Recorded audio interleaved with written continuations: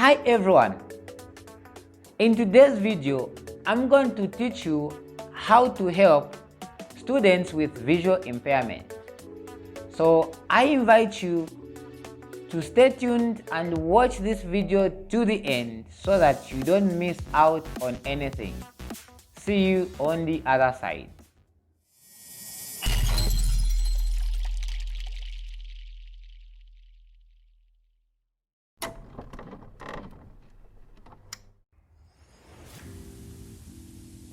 So once again, welcome to Think Education at All Levels channel. My name is Daud PM Chanda and I am the special education teacher. So like I said in the introduction, today I'm going to teach you how to help students with visual impairment, both at home as well as at school. So before we go any further, I want to state that visual impairment is different from blindness. Visual impairment can be defined as a decrease in the ability to see to a certain degree, whilst blindness can be defined as a state of being unable to see, and this can be due to injury, diseases, or genetic conditions. Excuse me. So we have quite a number of the causes of visual impairment. And what are these? So some of the causes of visual impairment are diabetic retinopathy, we have new opacity, glaucoma, age-related macular degeneration, and many others, such as premature birth or brain problems due to stroke. So having said that, let us now move into our main topic for today, and we are going to be moving in stages. So stage 1, classroom setup. So as a teacher, as a classroom teacher or the grade teacher, you need to arrange your class in a way that will allow a student with visual impairment to make movement from one point to the other. Okay, and when you arrange the desks, you need to be leaving at least good number of space in between them, so that whenever this child is moving, they are not hitting themselves much into these desks.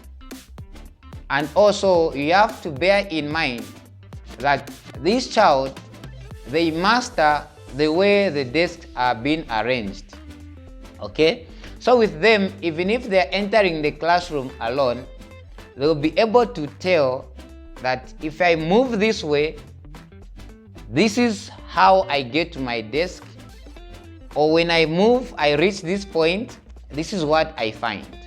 Okay, so persons with visual impairment, they do master and they are good at that. Okay, so the other thing you can help the student is by allowing them to sit in the front line or front bench or front desks. Okay, even if you put them in front, they cannot manage to see on the blackboard or the whiteboard. So the best way is just to allow them to come closer, so that even if the rest are making noise, then they are able to grasp, because with them they will be able to grasp what you are teaching, and then later on, that's when they will be able to write fits notes. They'll be able to copy notes from other friends, or they will be reading for them whilst they are there. Okay, whilst their learning. So the other thing you can do to help students with visual impairment in your classroom is not to allow them to sit near the windows, especially those with bright lights, okay? Because that light affects the eyes a lot. So you need to make sure that each time you are putting them like the way they are supposed to sit, this child is not sitting close to the window or to the bright light.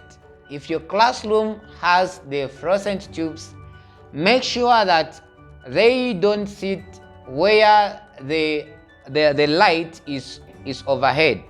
So they need to be in the place where they are not disturbed with the light, or they are not being interfered with anything. So sitting in front also, it should not be the forcing matter.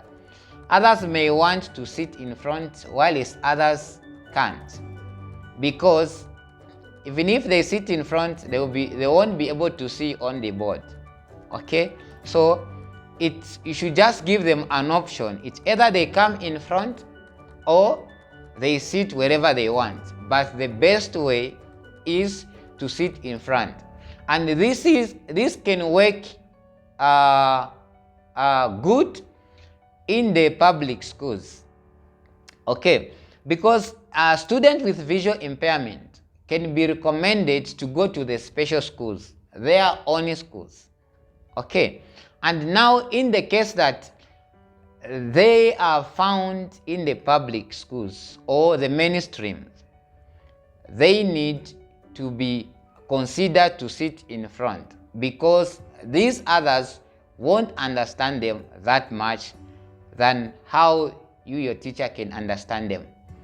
So if you talk of home, like to parents now, guardians and everyone at home, the way you arrange your things in the house, okay, you should be taking time changing positions of your things, like your seats in the living room, or things like in your kitchen.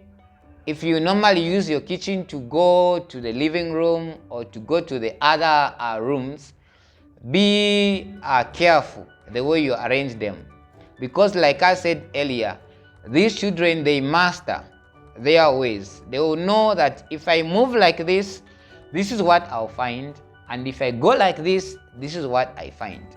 So when you change frequently things, or you position things frequently, they get disturbed. So that also applies to the classroom.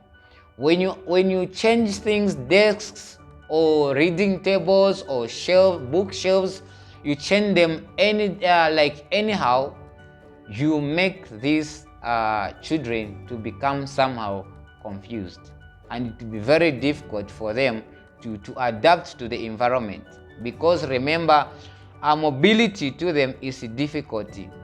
And if at all they master that, okay, so each time I come, I'll use this route, and then on that day they find that it is changed, when they move 2 steps forward and they hit into something, they will be disturbed. They will really be disturbed. So the way to help these children is to avoid changing frequently either the desks or things in the classroom, or at home, avoiding changing positioning of things frequently. So our stage 2 is the use of optical aids. Okay, so optical aids includes glasses, like lenses like these ones, magnifiers, or telescopes like this one, and many others. So how can you help a child by using the optical aids? So as a teacher or as a parent, you need to help this child in any way possible. Like, at school, you need to start providing materials in a large print, okay? Because this child is identified that they've got visual impairment, so they can't see clearly, and when they are reading in small fonts, it becomes very difficult for them even to concentrate. So the best way you can help this child is to give him or her the materials that are in a large print.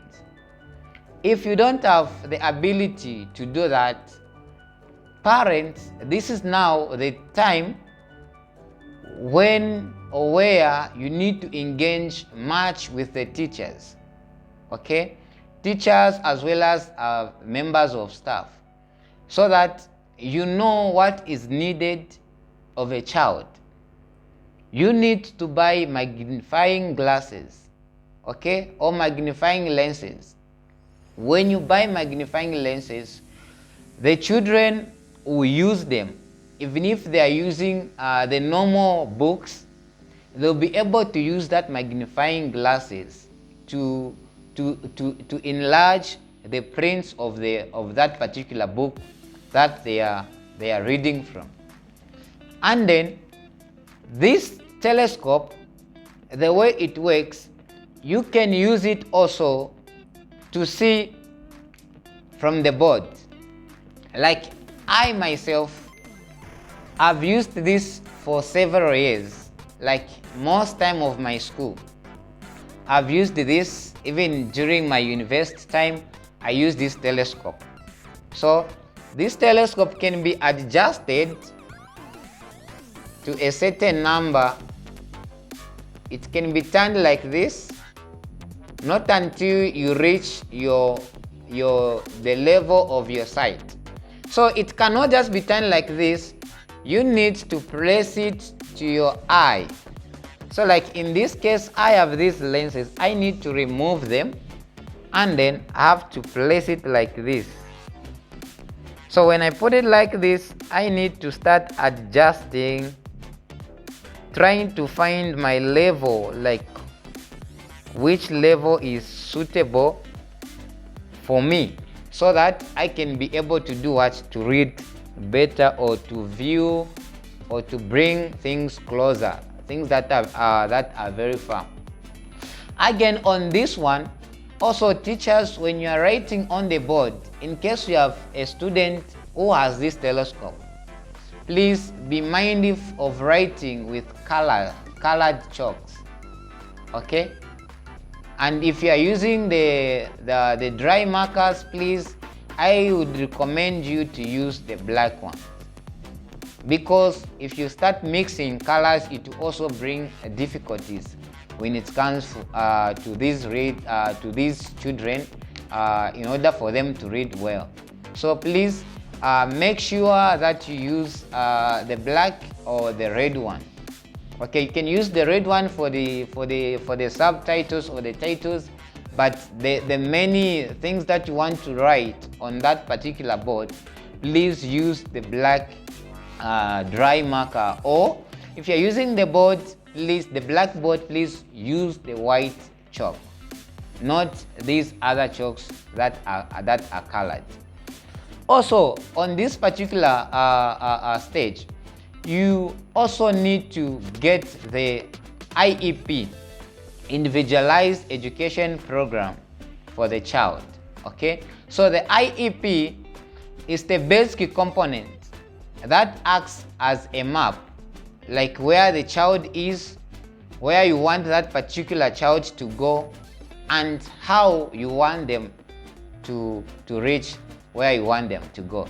So parents as well as teachers, you need to work hand in hand in order for you to help this child to achieve his or her goals.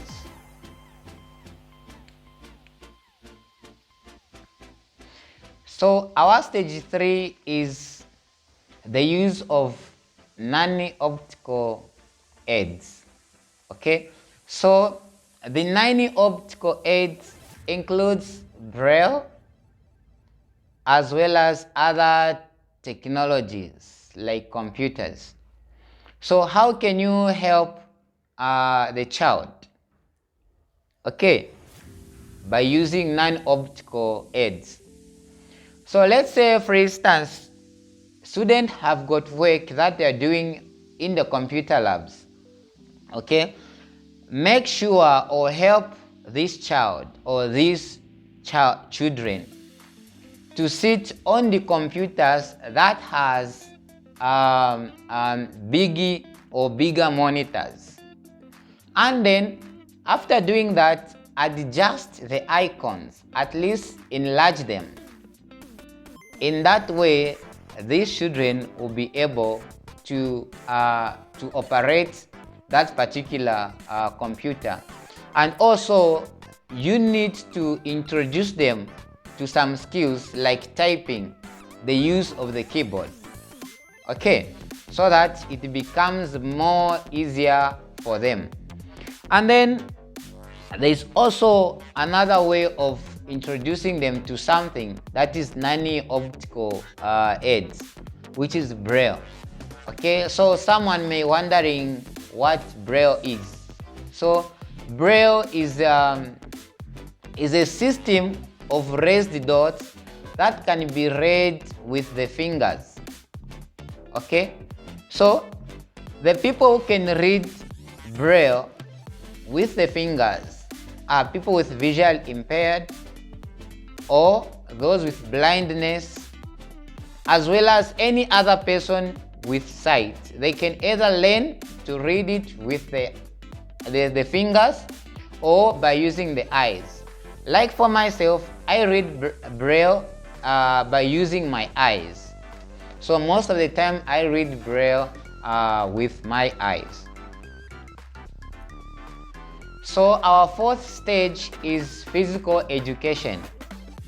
How can you help the child during physical education? So these children or students, they have low vision, and for them to play certain activities or games such as tennis or golf, it can be very difficult for them because tennis is very small for them to see it, as well as the golf. So the way you can help these children, even if they are not playing the actual football, at least try to involve them in some activities. Like to play football, you can find the ball which has the bell inside. Okay, because that ball with the bell inside, as it rolls, that bell makes sound. So it will be very easy to know where the ball is coming from or where the ball is going. So that is one way you can help these children. Don't ever leave them alone, or don't just take them to the field where the rest of their friends are having fun or they're doing physical education, and then you leave them to stay at one point.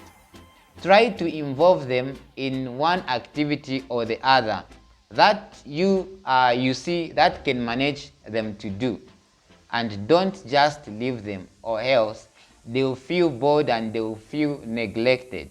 So try to involve them in any way possible, as much as you can, so that they can also feel included or inclusive in that particular team or in the classroom work. So our fifth stage is social support, which is our last item. So how can you help the child with visual impairment? So as a teacher, you need to sensitize in your classroom. Okay? You also need to work with other school staffs and also other learners. How? You need to sensitize to them. When you sensitize to them, they'll be able to understand and know the condition of their fellow students. Because most of students that have disabilities are being stigmatized or discriminated, and once that continues to happen, they begin to have a low self-esteem, which even affects their learning abilities. So it's high time, it's the level where teachers and parents comes together with the other learners. Okay, you sensitize each other on these problems. Tell the friends, their fellow students, this is the problem that your friend has, or these are the problems that your fellow students have. So this is how you can assist them. When you do that, it will be easier. Even when you yourself are not there, they'll be able to be assisted by their fellows because you taught them and they have information. So parents or guardians, even you at home, you need to encourage the friends of your children or of these students. Explain a little bit to their friends so that they can also understand them and know which way they can help them. So it's very important to support them as well as making their problems known, because when it's known, it will be easier for them to receive the support from anyone, rather than just taking it or ignoring the current situation. Wow, thank you so much for watching this video, and this is all I had for you today. So please, I'm kindly inviting you to subscribe to this channel, to like the videos, as well as to comment. I want to know if you've learned something. I want to hear from you, or if there's something you would want me to teach on this platform, you can comment in the section below. So please, I need your support, and the only support I need from you for this channel is by subscribing and liking the videos and sharing them if you can. Thank you so much, and may the good Lord continue blessing you and being with you all the time. See you in the next video, and bye-bye.